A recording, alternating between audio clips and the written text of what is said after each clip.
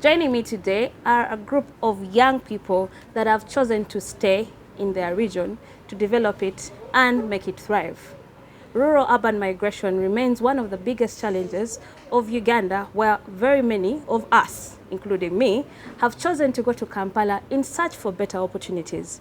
So the question here today is, why would someone choose to go to a better place? Why would someone choose to go to Kampala as a sample space, or Wakiso and other vibrant areas? Today, we are going to be asking very crucial questions to this complex issue. Thank you for joining me. My name is Helen Kabahukia, a journalist with Solutions Now Africa. And I'll just delve into the topic while we're asking, why would you choose to leave your area? Why would you choose to go in a different place other than staying where you're going? I think it's beyond just wanting to leave a place.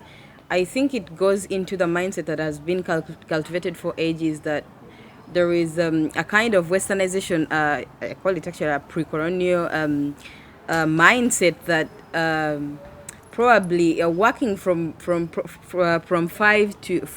8 to 5 is way better than waking up early in the morning and doing farming for 3 hours and then going back home and sitting and relaxing the entire day and probably going back for an evening shift. So it's much more than an individual. It's a mindset that has been conceived in society and has led people to think that probably town settings are better. And for me, I think that it's kind of individualistic, because you realize there is an individualistic setting in towns. Everyone is, where can I get this opportunity? Where can I get this? And back in the community, there is a community setting. Sorry, back in the village is a community setting whereby people share everything. And so resources, not like there are no resources in the village, but it's because the resources are shared. According to me, that's what I think. Resources are shared, and because they are shared, they seem to be less, and yet they're actually more. And yet in towns, resources are individualistic. It's what do you have, what have you got? Yeah.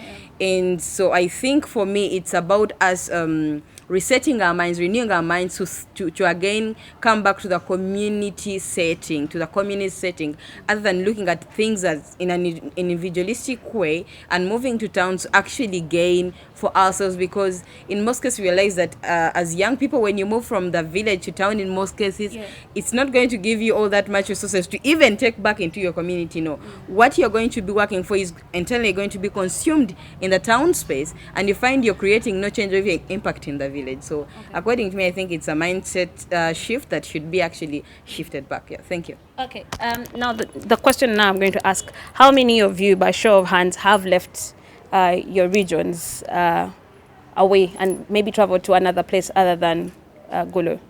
By show of hands. Okay, I will go by, I'll choose a gentleman in the middle. Mine was basically school. So back in the day, my mom, it was not my choice, so I can start with that. It was not my choice, it was my mom's choice. Yes. That definitely better education is in the central. So during that time, I was taken to the central to study. So most of my times I spent it studying in the central. So from my perspective, it was basically school education. Okay. Yeah. Now, very importantly, are we saying, for instance, how many went to Kampala for education by show of hands? all of you. Wow. Are we saying that the resources then in the region were not enough? Should we say that you left because you needed better education, and what would make the region not be able to give you the same that Kampala would give you? Michael. Oh, they've given this gentleman. Basically, for me, I look at this situation in about two different angles. One, the economic aspect of it, and then the mindset, just like she said. If I look at the economic aspect of it, I take the viewpoint that this part of the country is in what I would call the food economy.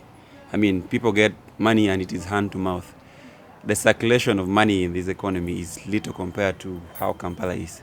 So definitely you would expect many people to run where there's money. It's a natural law life. I mean, and then the other case scenario would be opportunity. You realize that we have offices. The talk of decentralization has been more on paper and less on real practice. I'll give you the example of the corporate industry. I won't go so far. Majority of us here are in young spaces and they work with so many corporate entities for their different projects. You would realize that, let's say you want to get a partnership with a bank like Centenary Bank. You write here and the decision is not taken from Gulu, it's taken from Kampala. So that kind of bureaucracy means that a person who is in Kampala easily gets things done because there's a decision maker who will say the no or yes in a shorter time. Other than here, whereby you have to go through other people and the chances of your things being dropped are very high. And of course, if you look at the mindset aspect of it, the inferiority complex. In this part of the country, I believe many of us working in the young spaces, you've realized this. Our people, let's say talk about the young people who form a critical mass in the population, they feel that it cannot be them to do it. I mean, it's better when it is done from another person, by another person who comes from another part of the country. And also they feel that perhaps when they do it, they don't do it very well. So we have, of course, so many arguments have been raised, especially we were having a Twitter space about the same matter, and many people pointed towards the war. You know, there was war in this part of the country, and I've argued that for northern Uganda, we are closely 50 years behind other parts of the country. And the biggest part of the war has not been, to me, has not been the killing, has been the mine war. So people here in this part of the country feel so inferior compared to other parts of the country. So now the question, he says something about decentralization and where decisions are not made within the area but rather in Kampala. And I feel like, does that also infiltrate through the health system, the education system, where people are forced on saying, you know what, let me go and study in Kampala because the government is not even providing resources? Is that why teachers, good nurses, because they're all there, and some are from this region, let us say. So are we saying that resources are part of a contributing factor as to why people move? It's a perception that attributes success to living in an urban area. Yes. Or living in a place like Kampala. It's attributed to being successful. Or teaching in an institution like Kampala, or like teaching in let's say a school in Kampala, or as opposed to Gulu, which is looked at as an area that is a bit remote or like left behind. It's attributed to like you being successful. So maybe that is also, like she mentioned, an issue of mindset. People need to deviate from the mindset that working in an urban place is when you work in an urban place, then you're successful. So when you work in a place like Gulu, then you're really not doing well. Yeah, so it's an issue of a mindset change, and then also resources. Teachers in Gulu, in such places, I don't think they are paid the same amount of salary compared to those in the other urban areas. The teachers here would correct me if I'm wrong, but yes, people need to live better lives. People have gone to school, people have studied because they need to live better lives. So if living a better life or getting higher pay is in Kampala, then why not? Now, you speak of something away from mindset, but salaries, pay, which now brings me to job opportunities. How many, by show of hands, have left their regions to go actually look for jobs away from their regions of stay? Like, you've tried at least at job hunting. I'm seeing one hand, two, the gentleman, three. Oh, good. I'll speak to the gentleman on this side. All right, thank you. My name is Patrick Uma Lekanon. I'm a multimedia journalist, freelance. My intention to look for an opportunity outside the region was to get a bit of exposure, majorly, and more experience, because I had worked here for, I was born, raised here, partly studied in Kampala, majorly studied here. I wanted to find a new ground, a new experience, but it didn't happen exactly like that. What happened was that I got a media house that is based in Kampala, so I would correspond for them from here. Yes, so I didn't relocate, but basically, like I said. So you were forced back to your region? Yeah, I stayed here, but I would work for the company was based in Kampala. Yes, I would take it because, I would want some bit of growth, actually, because it means that, as a central region, you have more sources, in the media we call them sources, people you talk to, and probably more stories.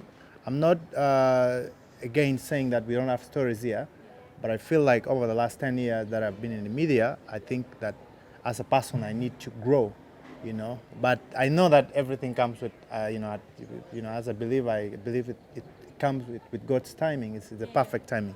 So much as I didn't get those opportunities to physically relocate, but I mean, right now, like you've all said, that the topic of rural-urban migration is a big topic, and I think that people are embracing it. It's challenging. It's really challenging for people, especially the young people like us, who luckily for some, many of us are educated, but some people are not. Most of the young people that come, like let's say teenagers, school dropout, they come, start looking for opportunities in urban areas, including schooling, but they don't get opportunities. So they end up on the street. They end up doing the manual jobs, which is very common in Gulu here as a city. Even in Kampala, it's the same thing. So that is what I wanted really to add.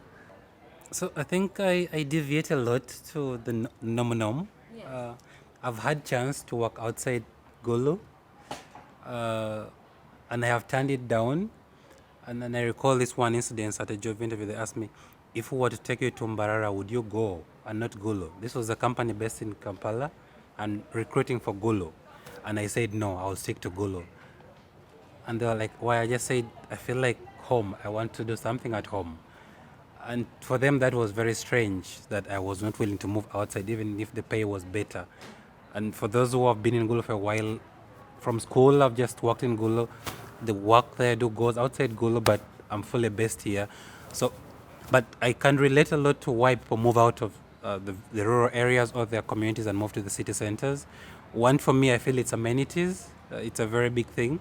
Government tends to focus a lot on improving the city centers, which makes sense because they have high populations and people there are rowdy and they have a high voice and they capitalize on media to make this buzz that threatens government if they don't do things. And us who are down here, we make noise, but not that much. You see, the Posha didn't reach us here, and we made peace with it.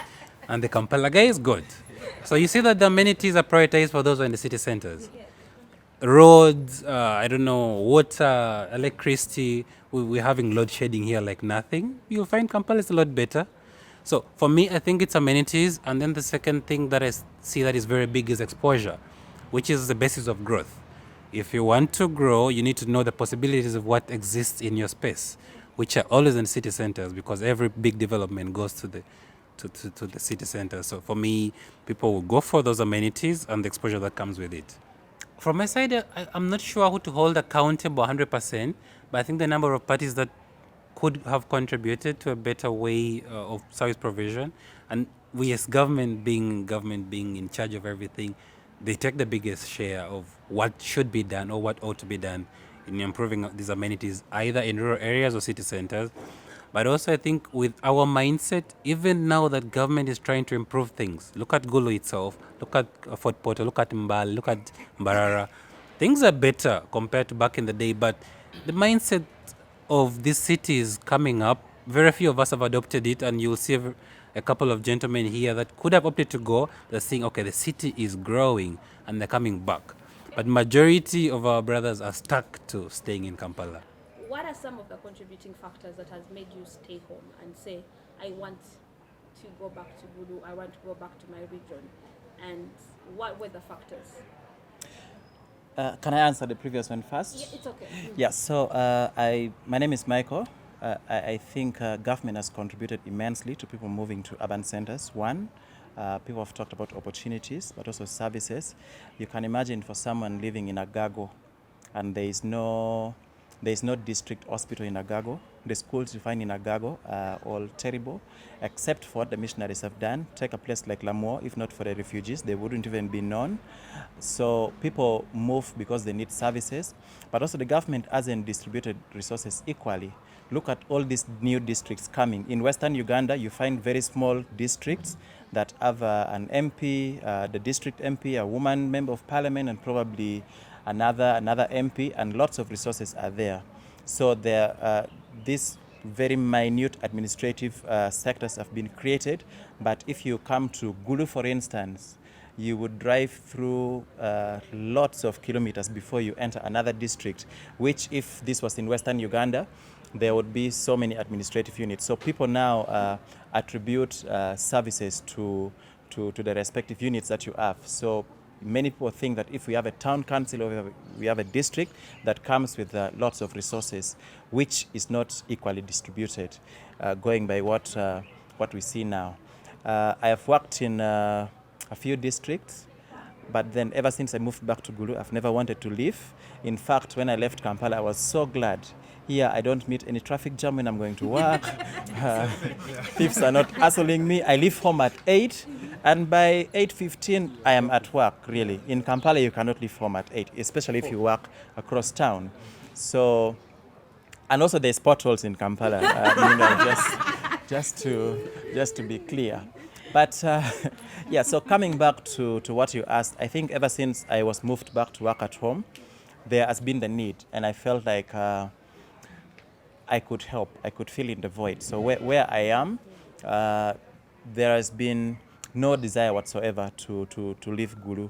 Even when I came back, I have worked outside Gulu, but I ended up resigning and coming back to work at Gulu because there's something that all these young people who are sitting here are onto in Gulu, and they're providing solutions. Much as now we have to work almost triple hard, because like I mentioned, if you need sponsors for your activities, you are a young person, you are in technology, but all the spaces are not here. For now, we have the Innovation Village that has come, we have spaces like Elephanta Commons, but still, you struggle to make things work. So literally, you have to put in more effort compared to someone who does not pay cost in transport to maybe go to a ministry.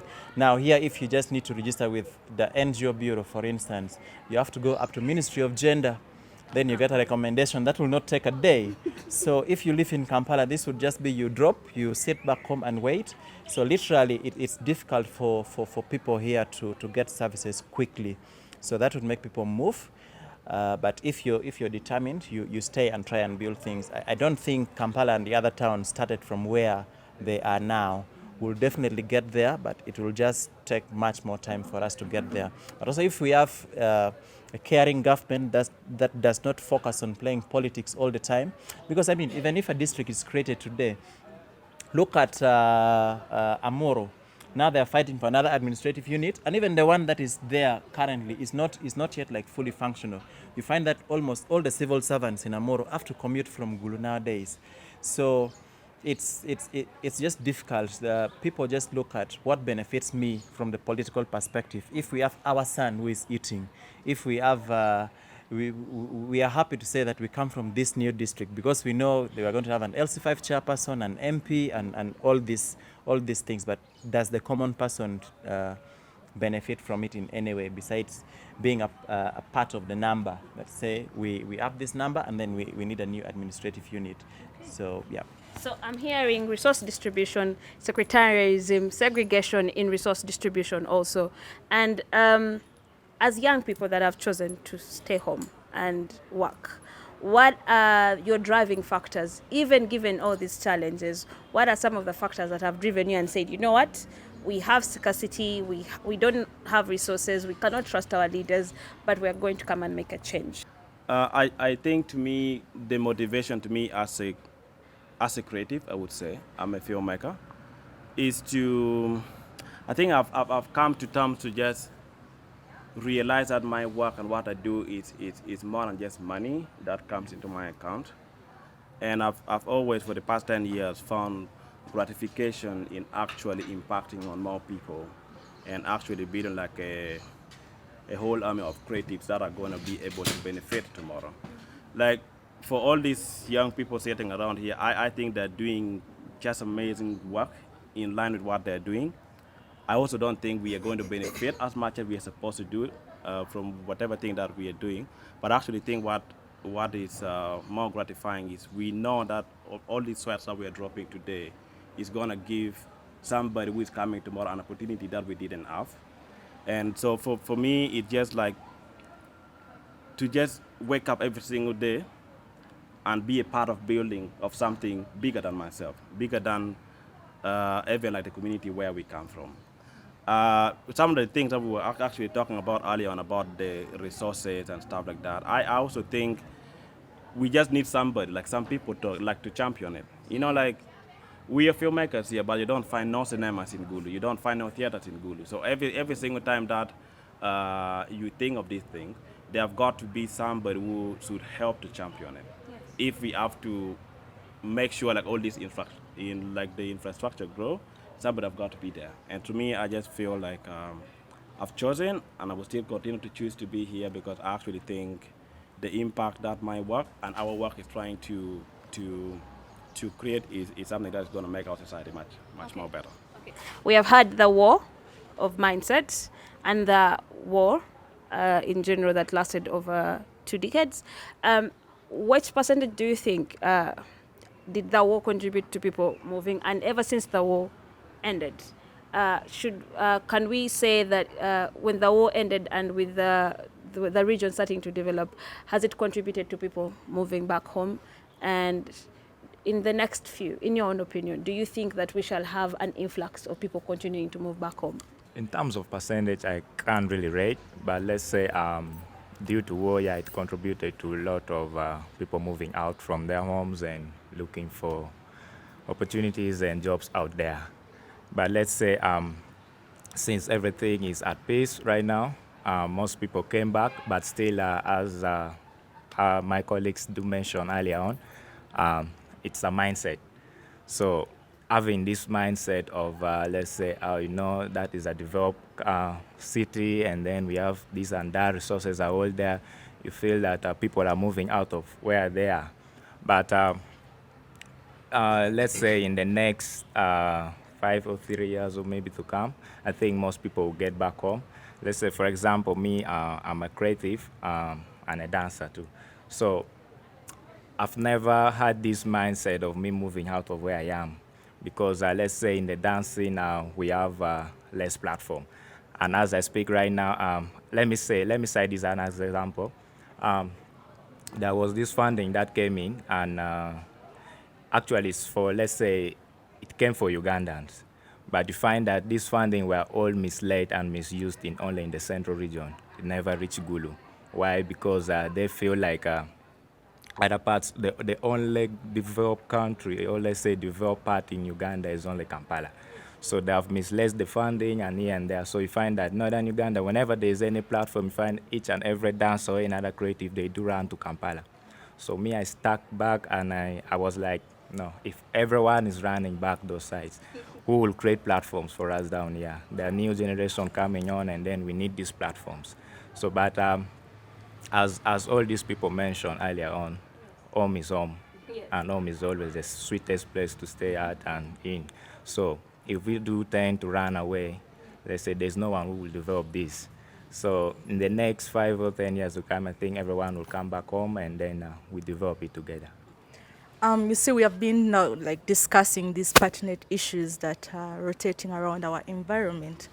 To start with what he has said and him, they are talking about Gulu, for instance, because this is where we are right now. Gulu lacking cinemas, dance halls, and all that. But this takes us back to the statement of J.F. Kennedy. He said, "Ask not what your country can do for you, but rather ask yourself what you can do for your country as a citizen." Like, what should you keep on, I come back to one question, asking myself all the time, if we are blaming the government all the time that they have not built for us, cinemas, we don't have this, we don't have desks in schools, can't we do it as citizens, as patriots of our countries? When we talk about migration, it all comes back to this statement that when the environment you're living in is appealing, when the education system is very okay, when the politics is amazing, trust me, you would even never wish to leave your country or your district where you're living. So this all comes back to us. Whether we talk about forced migration or unforced migration, it will still happen in one way or the other. The only thing is that we need to be creative, innovative, in one way or the other that would benefit us and the people around us. You get? So there's so many factors that may push someone to go to different areas. So I think that it's all about us being creative, being innovative, and thinking through what we can do for our people and what we need, or the kind of changes we want. We don't need to look outside the box. That's what I can say. Thank you. What role do, and each one of you can give your 2 cents, what role do innovation spaces like Elefante Innovation Hub and other spaces within the region or all over Uganda, what roles can they play or are they playing in ensuring that there is retainment of talent, skills and experience that can actually lead to the development, and where they fall short, where can they be improvements? We shall start from here. Speaking, I'm not from this region, and it's amazing that people are moving away from Gulu, yet I see a lot of opportunities. On that note, if you are not from this region, what made you move from your region to come to this region? Oh, I came because of education.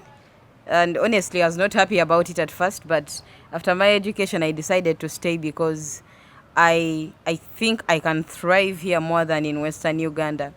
And just to take you back a little bit, Mike said something that scratched me a little bit. It's not well in Western Uganda as people think. I come from Kanungu district and we are poor. I can ably tell you that. We are very poor. Yes. So it's not the thing that Western Uganda has a lot of administrative units. Exactly what is happening is in Amuru, it's worse in Western Uganda because people are even more entitled than people in Amuru, trust me. So don't even go there, don't even look there. So back to the question. And don't you feel like you are holding a very good skill from Kanungu and actually placing it in Gulu, where don't you feel like if you took this, you yourself, and took it back to Kanungu, don't you think it would be able to better the people? Because we're speaking of brain drain, and you are the perfect example. Gulu is draining the brain of Kanungu. Yes.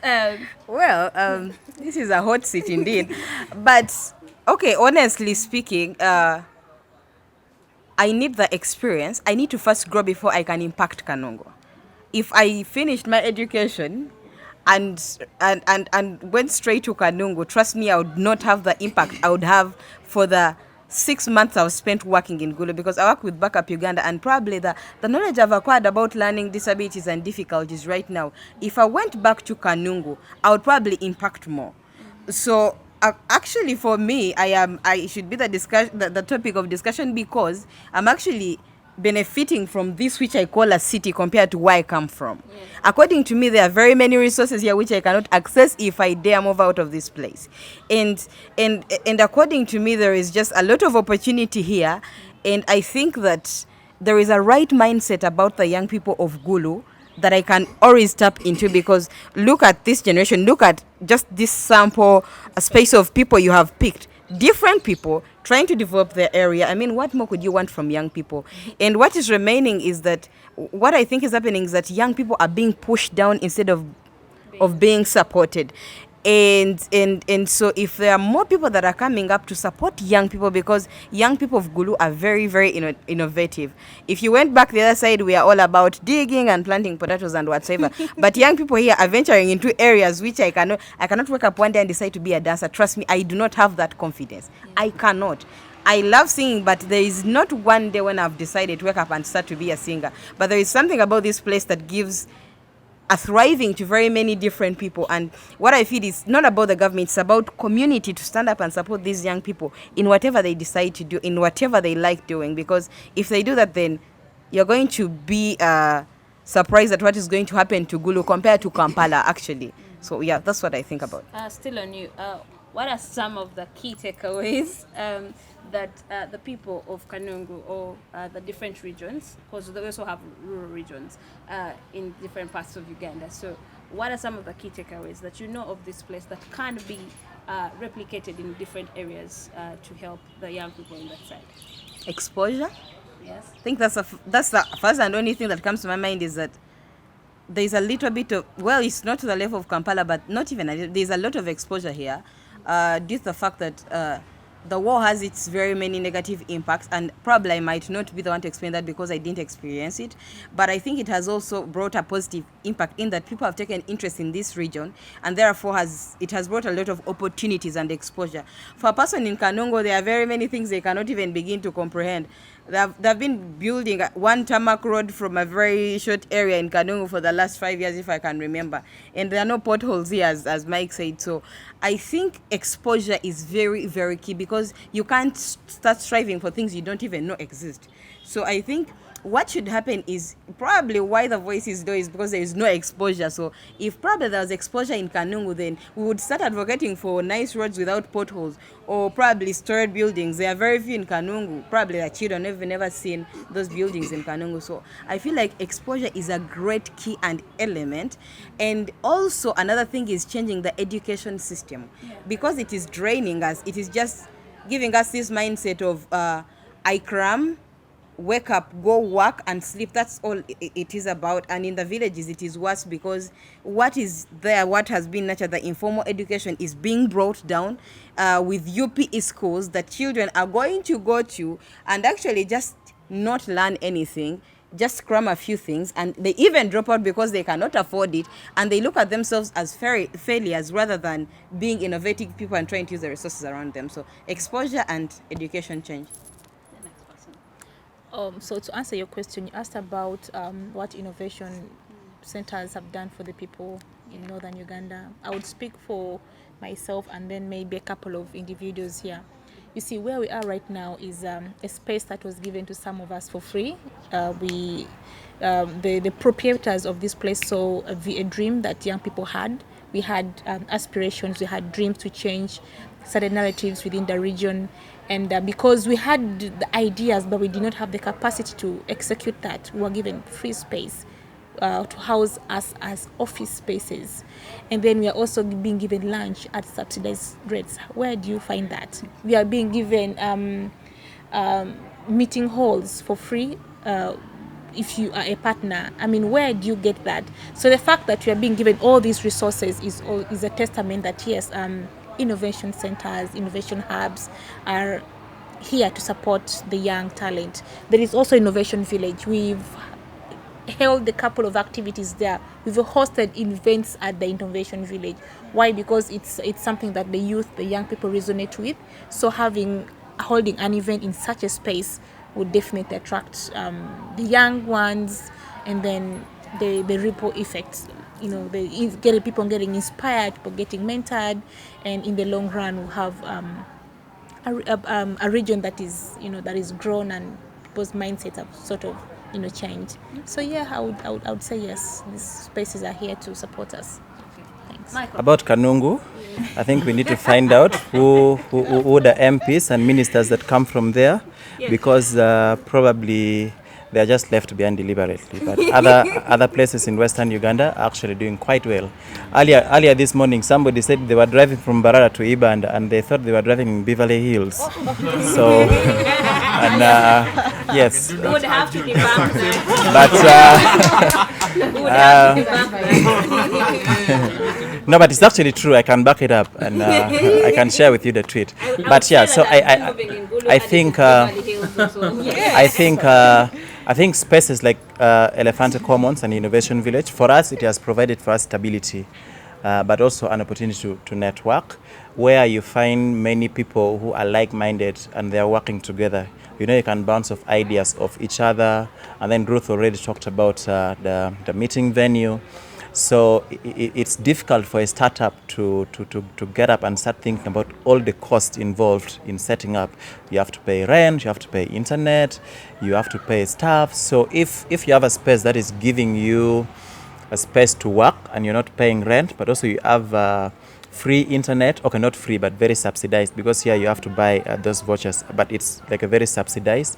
You have a desk you can work off, and then you have an office where you can meet your clients and then staff members. So that takes off a lot of the load from you. You just concentrate on doing the work, and that is what spaces like Elephanta and the Innovation Village are offering to young people in Gulu. And I think they could just keep on doing more of that. But also, if we could find local content here, it doesn't make sense for a concept to come from, say, Kampala and set up here, and then the entire activity that happened there is not localized. The other day we were complaining about URA. You are doing a campaign around the country and you're still using languages that, come from elsewhere. How do I identify with Mpa receipt, for instance? What is that in Acholi? How do you expect a business person down in the market who is being asked to use the IRA system to pay, and then you're telling them per e-receipt?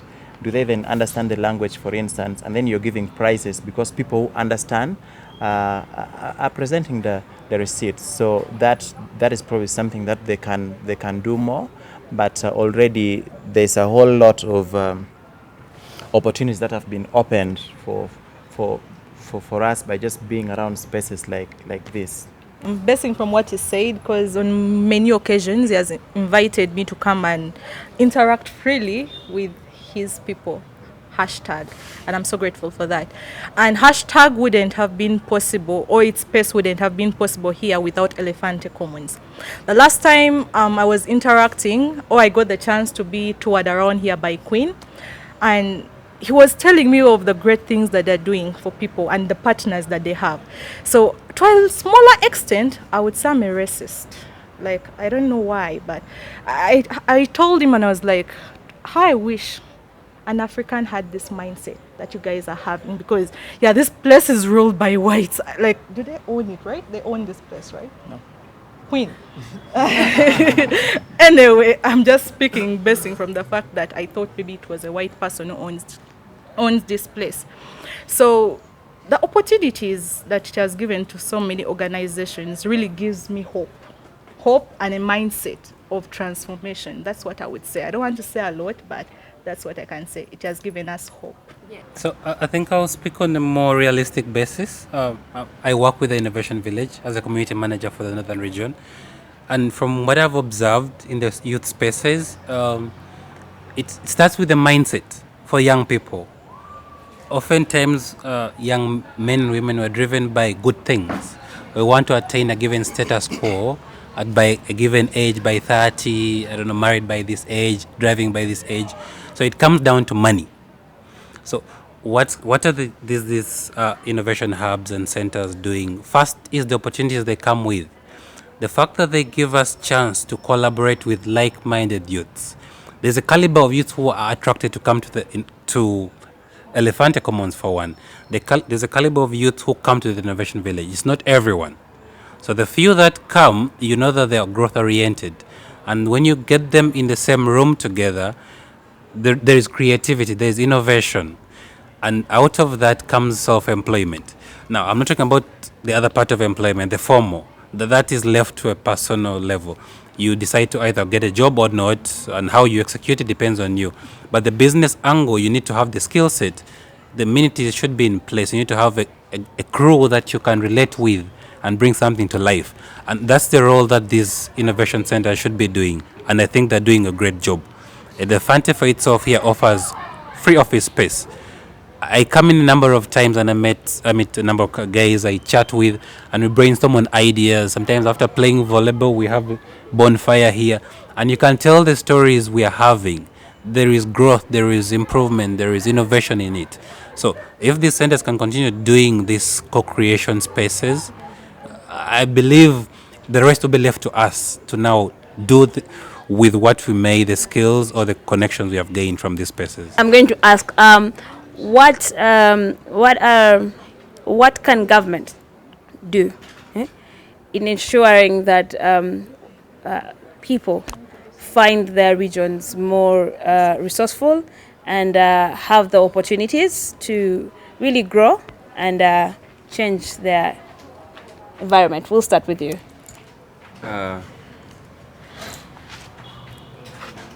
For me, I would think government needs to get interested in being politically aligned to the realities on the ground. What I've been arguing about is the fact that government seems to preach something they don't drink. Okay, if it is water, they should drink water. So it goes down to political goodwill. they practically can bring a project that essentially doesn't add up to the realities on the ground. They are definitely detached from what happens in society. I'll give you an example of the current government projects that are running. For the case of parish development model, I just clearly told you, I've not seen any research, but on my approximation, I believe this region is not less than 50 years behind other parts of the country. But now, you would find government in their planning saying every part of Uganda should go for PDM. Even when you go as far as other projects like Nusaf, it is northern Uganda, but now you'll find in Bugisho they're saying they also want Nusaf. So it goes down to whether government is really realistic to whatever they say. Coming back to PDM, for the region of northern Uganda, I wouldn't think they would treat us as at parish level, because we're not at the same level. So you'd have actually zeroed down maybe to household level or to individual level and say should have been maybe person to person development model. Not at parish level. We're not at the same instant to other parts of the region. We were here with a lot of trouble as other parts were doing other things. So it goes down to what I was saying. Government needs to develop that goodwill, okay? And of course, there looks to be a proper disconnect between the policymakers. And of course, as a country, the policies this country makes are very good policies, by the way. Very, very good policies. If you benchmark with other African countries, even the Western world. But now, zeros down to what? To the implementation. Very, very poor. Very good on paper, very poor. I can predict this. As it stands now, I've been studying the shifts of dynamics in this country. I am very, very optimistic that there are mafias in the circles of politics who are now weighing in, and they see the president is frustrated with PDM, and they're like, okay, let us draft a proper project, and we give a presentation to the president. Before you realize, as PDM is failing, they're launching another one, because it has been happening. PDM was launched as I was going out, so it goes down to the people in charge. The people in charge of these different departments of service delivery. Are they really doing what they're supposed to do? So basically, that's what I see. Okay. To me, I think government always, has a very upper hand in making sure like communities are better. And I think to answer your question, it comes down to government creating like an enabling environment where different sectors can thrive, right? And that also like comes down to what like our colleagues were talking about. I think if centers are developed or like erected in a way that people find it easier for them to do what they have to do or like to express themselves, then people can make their life better and like the economy can be better. For example, like what I find in these youth spaces, I think like as the creative people just want to be themselves. I believe one of the biggest reasons why human beings are unique is like they have the desire to express themselves, like to express themselves that what you eat is a way of expressing yourself, what you dress, like what you put on it's also like a way of expression. So I feel like I see all these spaces where like the creative people want to come, working freely with just kind of hair like me and the mic and coming like working like on sorts and stuff. So it doesn't have to be like too formal. So I think one of the most important things would actually be them creating like some enabling environment where people can do what they have to do to be better and to make their sector better. The government can do a lot, and from what I know, they have been actually trying their level best to do a lot to the community and to the youth at large.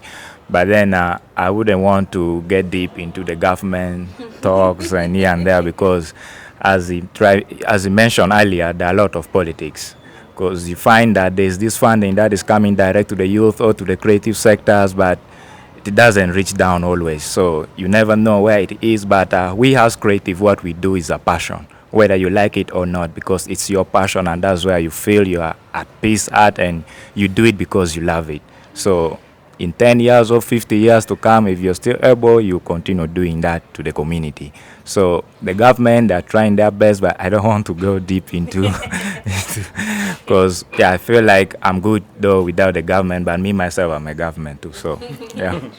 I think that, like we've all said, government has a really critical role in, bringing services closer to the region.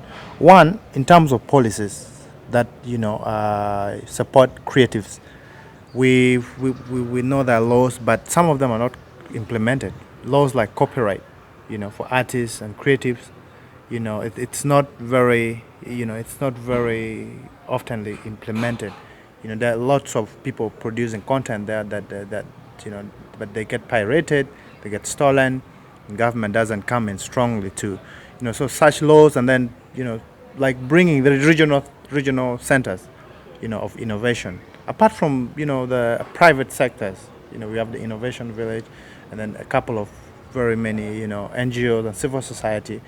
Government has a very clear role, and that now the young people between the age of 15 to 25, they're the majority.